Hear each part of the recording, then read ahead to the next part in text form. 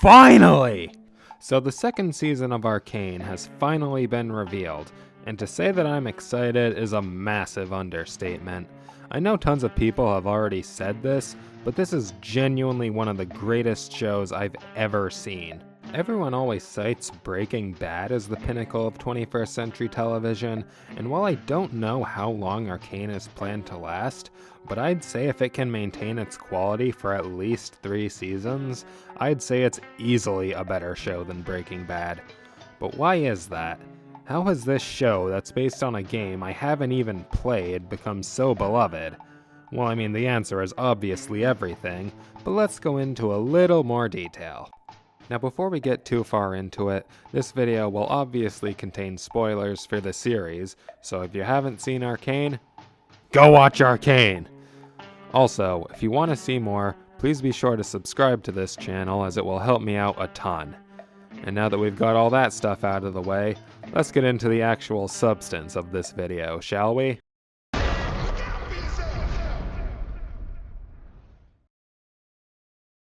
Arcane pulls no punches right from the beginning, bringing us into the middle of a war zone, which already seems messed up enough, but it gets even worse when you see that the ominous singing in the background is actually the young child Powder singing to distract herself from the carnage around her, likely under the instruction of her sister Vi. We then cut to the next main character, Vander, who's currently beating the shit out of an enforcer, who then stops to console the two girls once they see the bodies of who I assume are their parents. Vander then takes Powder and Vi back to his home as the other enforcers head back to Piltover. So this intro scene is an amazing example of show don't tell, as literally everything is shown. There aren't even any words aside from Powder singing, and as a result of everything being shown, this serves as one of the most effective intros I have ever seen. Even though no words have been said, we can already get the gist of the overall conflict. There's a massive conflict between two sides, one of which Vander fought for. Vi and Powder are refugees of this conflict and are taken in by Vander, showing just how dire their situation is, having no choice but to trust a man who they just saw beat another man to death. And while the battle might have finished, it's clear from the look of the enforcers that the overall conflict isn't done, but is merely at a stalemate. There are still questions to be answered, but you're not supposed to learn everything in the first scene, are you? Here we see the first example of one of Arcane's biggest strengths, and that's the near absolute lack of exposition. Personally, I believe that exposition dumps are one of the worst things you can ever put in any form of media, as nothing takes me out of the experience more than a character awkwardly jamming parts of the world's physics, setting, or politics on me out of nowhere. But here, whenever new information is presented to the viewer, it's done in a way that feels natural and like the characters are talking to the other characters instead of the audience. And this amounts to a much more immersive experience that makes the characters feel like actual characters instead of just plot devices. Now, did you guys hear all that? That was an entire script page worth of compliments, and it was for the first scene. Is that enough to convey how amazing this show is? No? Fine, more compliments! Cut to an unknown number of years later, and we see Vi and Powder sneaking into Piltover accompanied by fellow orphans Milo and Clagger, providing another example of natural character interactions. We're slowly fed information about their lives without it feeling too exposition dumpy. It's through actual fluid conversations that we learn that they're poor orphans and are currently stealing from the rich Robin Hood style. This whole sequence also establishes all of their personalities, not just through their words, but also their actions. We can see bits of their personalities just by the way these characters move and what they try to steal. Most of this attention is on Powder, who stumbles upon some glowing stones. She scoops them up, but drops one as the group is on the verge of being discovered. Unfortunately, these aren't normal stones, as upon colliding with the ground, this one explodes and brings the building down. The sudden turn of events shows that these kids might have stumbled across something bigger than a simple apartment. but we also get a quick peek into their mindsets as it's shown that they don't care about that right now and only focus on getting away. What follows next is a pretty standard chase scene. It's nothing too special, but it's got some fun action and demonstrates how well the group knows the streets, showing a major advantage they have over the enforcers.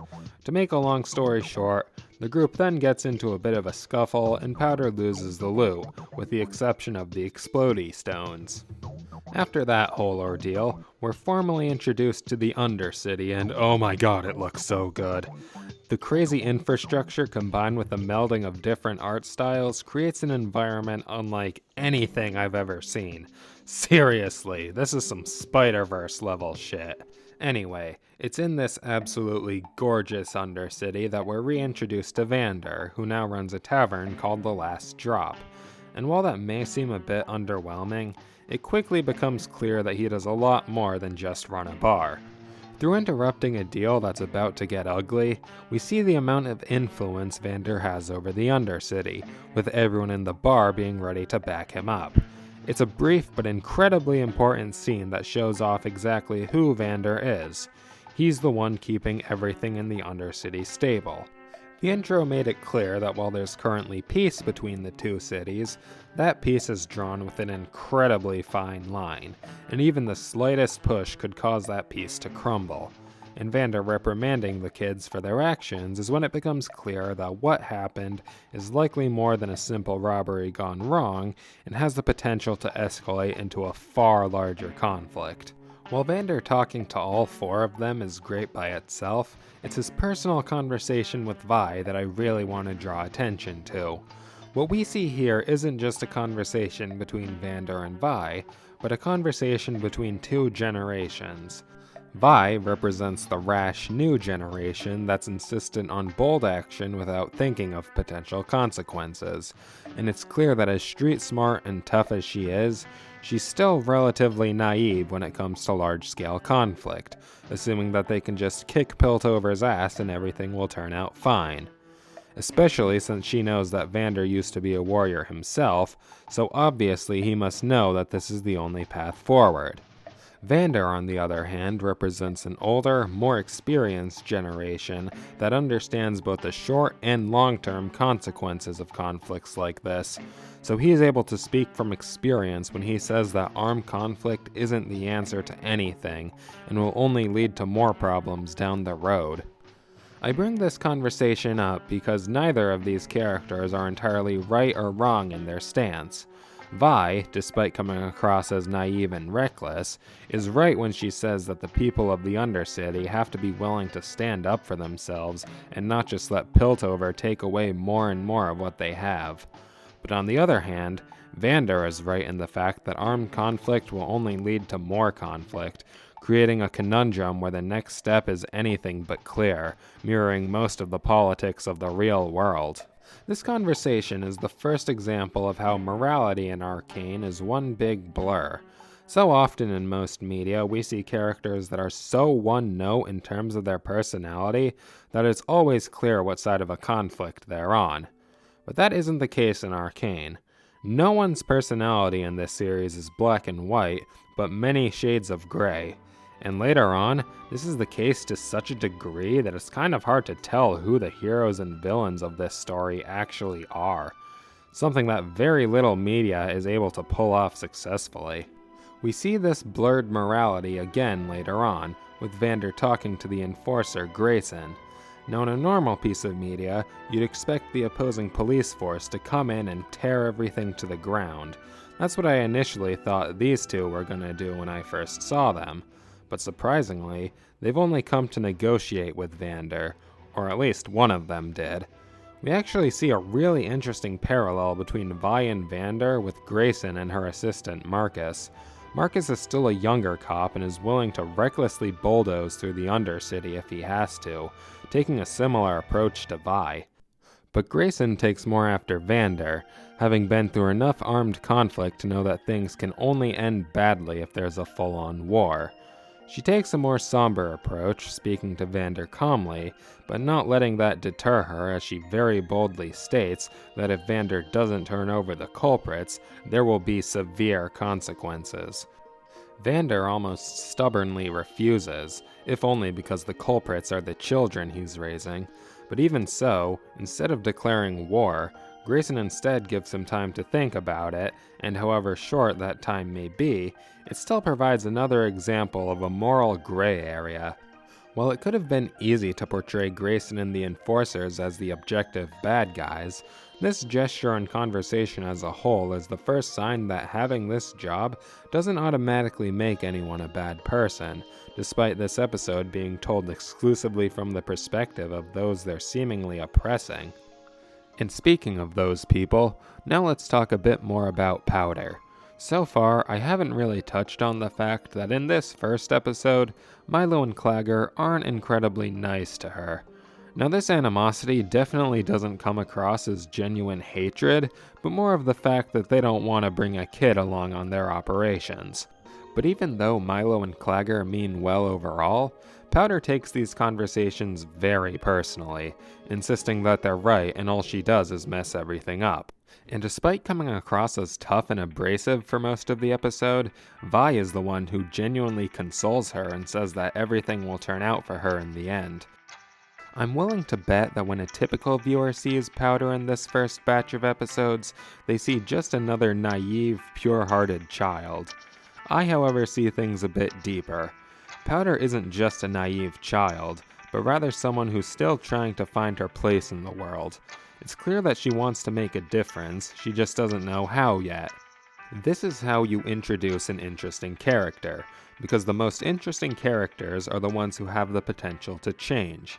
Powder may seem like a typical innocent girl, but given her circumstances and how divided her community is, it's clear from the start that she has the potential to be molded into a ton of different things. I wonder how that will turn out later. And to wrap up this first episode, we're taken to a secret underwater bunker where we meet the big bad of the season, Silco. Now I think Silco is an amazing villain for reasons I'll mostly explain later, but this scene does an amazing job at introducing him. The first thing to talk about is his design. With the exception of his creepy left eye, there's not much about him that feels physically threatening. He's overall pretty slim and wiry, and looks like a lot of his own goons could easily kick his ass. So it's clear just by looking at him that he is the type of villain who thinks with his brain and not his fists, making him the perfect fit for a show like this, which dives into the complexities of politics and the effects they have on different people. We also see him and one of his scientists perform an experiment with some weird substance, and it goes pretty much how you think it would. So yeah, that's episode 1 of Arcane.